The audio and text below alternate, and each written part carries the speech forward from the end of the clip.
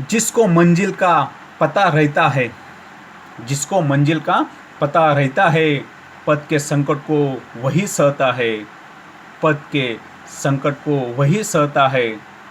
एक दिन सिद्धि के शिखर पर बैठ, एक दिन सिद्धि के शिखर पर बैठ, अपना इतिहास वही कहता है, अपना इतिहास वही कहता है। कवि कहते हैं कि जिस व्यक्ति के जीवन का उद्देश्य पता होता है, कवि कहते हैं कि जिस व्यक्ति को अपने जिंदगी का, अपने जीवन का उद्देश्य, जीने का उद्दिष्ट पता होता है, जिसे अपनी मंजिल का अर्थात लक्ष्य का ज्ञान होता है, वह मंजिल तक पहुंचने के लिए सदैव प्रयत्नशील रहता है। वह जीवन के रास्ते पर आने वाली सभी कठिनाइयों, मुसीबतों, संकटों और समस्याओं का सामना करता है। वह का सामना करते करते, संघर्ष करते करते मंजिल तक पहुंच जाता है। एक दिन सफलता के शिखर पर विराजमान हो जाता है। ऐसे संघर्ष करने वाले साहसी व्यक्ति को उपलब्धियों के बारे में इतिहास में बताया जाता है। इनके गौरव की चर्चा या वर्णन इतिहास में मिलता है। यही इन पंक्तियों में कवि हमें कहते हैं। अब हम देखेंगे आगे की पंक्तियाँ। प्रीति की राह पर चले आओ, प्रीति की राह पर चले आओ, नीति की राह पर चले आओ, प्रीति की राह पर चले आओ, नीति की राह पर चले आओ।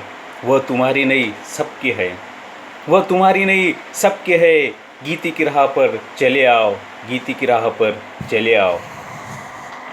कवि कहते हैं कि हमें प्रेम और नीति यानी कि नेकी, कवि कहते हैं कि हमें प्रेम और नीति के साथ और नैतिकता के साथ चलना चाहिए। कवि हमें कहते हैं कि प्रेम और नीति के साथ हमें चलना चाहिए। इसलिए कहते हैं कि हमारे आपस में जो मतभेद है उनको भुलाकर प्रेम के मार्ग पर हमें चलना चाहिए। कवि हमें इसलिए कहते हैं कि हमें आपस में जो मतभेद है उनको भुलाकर प्रेम के मार्ग पर चलना चाहिए और उसी पर नेकी के साथ अच्छाई के मार्ग पर आगे बढ़ना चाहिए। कवि कहते हैं कि आपस के जो मतभेद है उनको भुलाकर नेकी के साथ अच्छाई के मार्ग पर आगे हमें बढ़ना चाहिए। इस पर सभी का अधिकार है। कवि कहते हैं कि इस पर सभी का अधिकार है, इसलिए सभी को प्रेम के साथ लेकर नेकी के राह पर चलना चाहिए। इसलिए कवि हमें कहते हैं कि सभी को प्रेम के प्रेम के साथ लेकर नेकी के राह पर चलना चाहिए। आपस में मिलजुल कर आपसी प्रेम बनाए रखने पर और मिलजुल कर जीवन जीने में अनोखा आनंद मिलता है। कवि हमें कहते हैं कि आपस में मिलजुल कर आपसी प्रेम बनाए रखने और मिलजुल कर जीवन जीने में जो अनोखा आनंद है, इसलिए इसी आनंदों को पाने के लिए कवि हमें कहते हैं कि हमें गीति की राह पर चलना चाहिए, गीति की राह पर चलना चाहिए। अब हम देखेंगे आगे की पंक्तियाँ। साथ निकलेंगे आज नर नारी, साथ निकलेंगे आज नर नारी, लेंगे कांटों का ताज नर नारी, लेंगे कांटों का ताज नर नारी। दोनों संगे है और सहचर है, दोनों संगे है और सहचर है। अब रचेंगे समाज नर नारी, अब रचेंगे समाज नर नारी। कवि कहते हैं कि समाज में परिवर्तन हो गया है। कवि हमें इन पंक्तियों में कहते हैं कि समाज में परिवर्तन हो गया है, समाज में बदलाव आ गया है। कवि हमें इन पंक्तियों में कहते हैं कि समाज में परिवर्तन हो गया है, समाज में बदलाव आ गया है। अब नर और नारी अर्थात पुरुष और महिला एक साथ कंधे से कंधा मिलाकर चलने लगे हैं। पुरुष और महिला कंधे से कंधा मिलाकर एक साथ चलने लगे हैं। जीवन में चुनौतियों का सामना पुरुष और महिला एक साथ करने लगे हैं। संघर्ष करते हुए कांटों का ताज धारण करने लगे हैं, संघर्ष करते हुए कांटों का ताज भी वो धारण करने लगे। अर्थात विषम परिस्थितियों में सफलता प्राप्त करने लगे हैं। अर्थात विषम जो परिस्थितियाँ होती है उनमें सफलता प्राप्त करने लगे हैं। दोनों साथी है, दोनों साथी है, जीवन साथी है, साथ मिलकर जीवन जीने का वचन दिया है। दोनों साथी है, जीवन साथी है, साथ मिलकर एक साथ जीने का वचन दिया है। समाज का नवनिर्माण और विकास का नर नारी के सहयोग से प्राप्त होता है।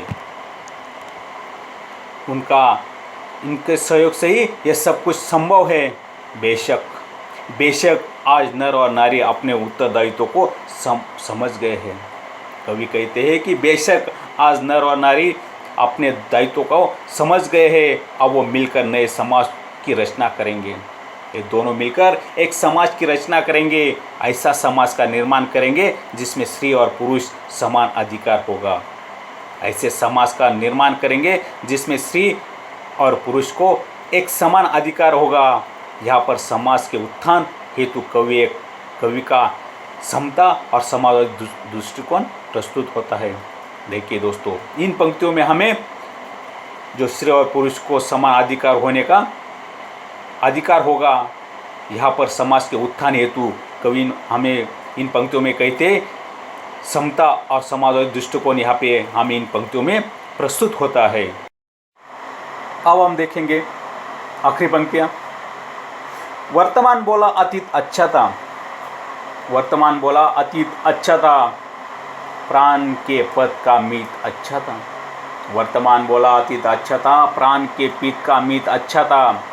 गीत मेरा भविष्य गाएगा, गीत मेरा भविष्य गाएगा, यो अतीत का भी गीत अच्छा था, वो अतीत का भी गीत अच्छा था।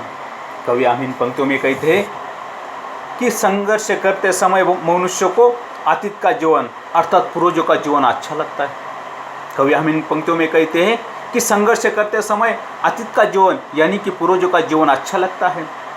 उन्हें लगता है कि पूर्वजों को जो मिला है उन्हें संघर्ष करना ही नहीं पड़ा, उनका जीवन सुखमय था, उनकी अपेक्षा कम मेहनत में मिल गई है। बेशक बेशक दिन प्रतिदिन चुनौतियाँ बढ़ती जाती है, बेशक दिन प्रतिदिन चुनौतियाँ बढ़ती जाती है। जीवन पथ के साथी भी अच्छे थे, वो बेखूबी साथ निभाते थे। जीवन पथ के जो साथी थे वो भी अच्छे थे, जो बेखूबी साथ निभाते थे। उनके बीच समंजस था, उनके जो बीच समंजस था, प्रेम था, एक दूसरे के प्रति त्याग और समर्थन का भाव था। जो पूर्वज थे उनके बीच एक समंजस था, प्रेम था, एक दूसरे के प्रति त्याग और समर्पण का भाव था। बेशक वर्तमान में जिसका अभाव या कमी है, बेशक आज वर्तमान में उसका अभाव की कमी है, फिर भी वर्तमान की उपलब्धियाँ भी गौरव से भरी है, जिसका गीत भविष्य गाएगा। अर्थात जिसकी चर्चा आने वाली पीढ़ी के लोग करेंगे, अर्थात जिसकी चर्चा आने वाली पीढ़ी के लोग करेंगे।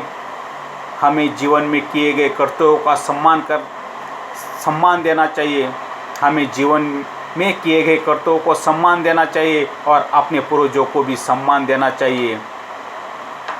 अंत में कवि कहते हैं कि अतीत अर्थात उनके पूर्वजों का जीवन भी अच्छा था।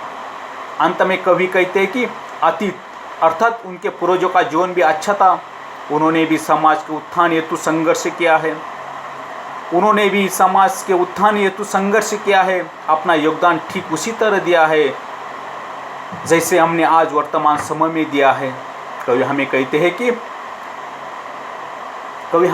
अंत में कहते हैं अतीत अर्थात उनके पूर्वजों का जीवन भी अच्छा था, उन्होंने भी समाज के उत्थान हेतु संघर्ष किया है, अपना योगदान ठीक उसी तरह दिया है जैसे हमने आज वर्तमान के समय में दिया है। यही हमें इन पंक्तियों में कवि आज कहते हैं।